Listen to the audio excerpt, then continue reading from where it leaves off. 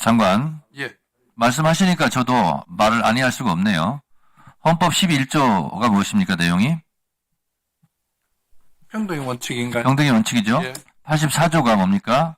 형사 불소추권이죠. 예. 내란과 외환의 죄를 범하지 아니하고는 현직 대통령은 형사소추되지 아니한다. 이거죠. 11조와 84조가 왜 충돌하고 있는지 아세요? 답변해 보세요. 대통령의 직무를 보호하기 위해서 대통령이라는 사람에서 그렇습니다. 그 대통령의 직무는 헌법 몇 조에서 보장하고 있죠? 예? 헌법 몇 조에서 대통령의 직무에 대해서 쓰고 있냐고요. 헌법 몇 조냐고요. 대통령의 직무. 저도 지금 헌법 저 안 보고 있습니다. 아니, 그건 제가 지금 조문을 보면. 모르시네요. 제가 가르쳐 드릴게요. 66조입니다. 예. 국가의 계속성. 외국을 대표하고 행정부 수반이고 조국 통일의 책무를 지고 헌법 74조 국군 통수를 하고 그렇죠? 예. 대통령이 이런 직무가 중요하기 때문에 모든 국민은 법 앞에 평등하지만 현직 대통령 재임 기간에는 형사소추가 되지 않는 것, 형사 불소추권을 인정하고 있는 것은 5천만 국민 중에서 단 한 사람이 헌법적 특혜를 누리고 있는 거예요. 대통령이 이렇게 중요하기 때문에. 그러나 내란죄를 저질렀을 경우에는 84조 형사 불소추권이 있음에도 불구하고 내란죄는 예외예요. 그래서 윤석열 내란 오두머리가 지금 파면된 겁니다. 현직 대통령은 이 헌법상으로는 강도죄를 저질렀어도 살인죄를 저질렀어도 5년간은 재판받지 않을 권리가 있는 거예요. 만약 그런 일이 벌어지면 국민 여론은 다르게 갈 수도 있겠지만 헌법상으로는 그렇다는 얘기죠. 그러면 5년간 내란과 외환죄를 제외한 다른 어떤 흉악 범죄도 재판을 받을 수가 없어요. 재판을 안 받을 권리가 있는 거예요. 거기에 기준에서 보는 게 맞는 거예요. 그리고 100번 양보해서 법무부 장관처럼 그렇게 삐딱하게 이 부분을 해석한다 할지라도 법무부의 공식 문건 답변 자료에 범죄 도피처가 뭡니까? 그렇게 법무부에서 거친 표현을 쓰는 거에 대해서 법무부 직원들이 다 동의할 것 같아요? 법무부 장관의 특별한 윤석열과 매우 친한 윤석열을 옹호하고 지지하는 내란 세력의 일원 중에서 그런 의견이 나올 수는 있겠지만 많은 법무부 직원들이 그 표현에 대해 동의할 수 있겠습니까? 동의하지 않는 사람이 있는지 제가 있겠죠. 못하겠습니다. 있겠죠.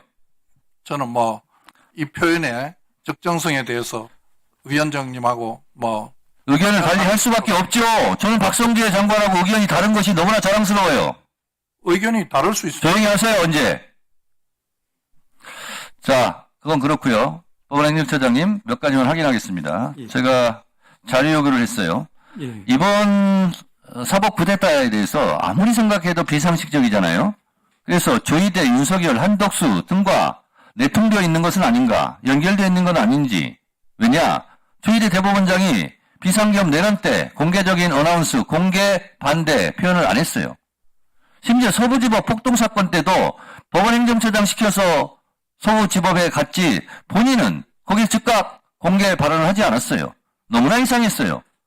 그런데 이번에 파기환송심 보니까 이 판결문을 읽는데 덜덜덜덜덜덜덜덜덜 떨고 있어요. 평소에 이렇게 손 떱니까 안 떱니까 대법원장?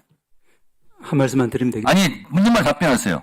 대법원장 평소에 손 떨어요 안 떨어요? 저는 그런 부분은 잘 모릅니다. 몰라요? 예. 근데 판결을 읽을 때 손 덜덜덜덜덜덜 떨고 있었던 거 알고 계세요? 본인 의지가 그래서 아닐 수 있겠구나. 저 파기환송심이. 저는 그렇게 생각했어요.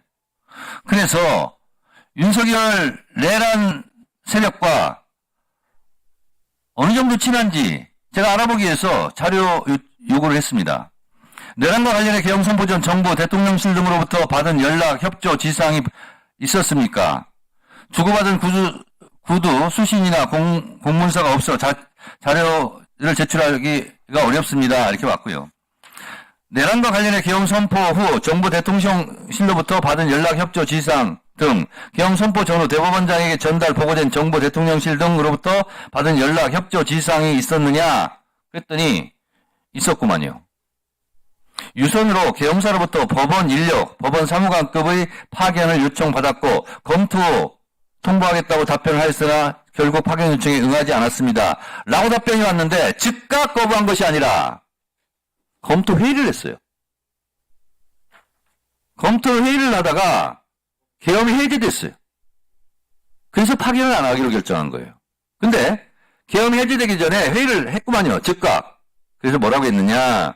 간부회에서 파견 여부의 적절성을 비롯하여 사법부의 대응 방안을 검토하던 중 이렇게 나와요. 검토한 게 맞아요. 계엄 해제되니까 잘됐다. 아이고 그걸 파견 안 하는 걸로 결정됐는데 계엄이 해제됐기 때문에 결국은 피동적으로 안 하게 된 거지. 계엄이 해제되지 않았으면 검토하고 파견했을 것 같아요. 이게 조희대 대법원의 정치적 스탠스, 정치 성향.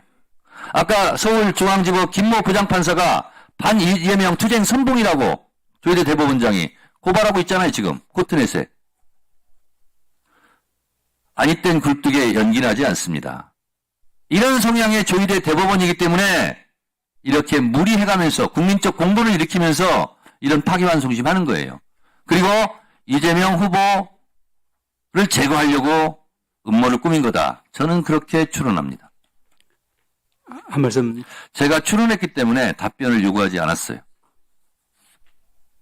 자, 더 추가 질의하실 분?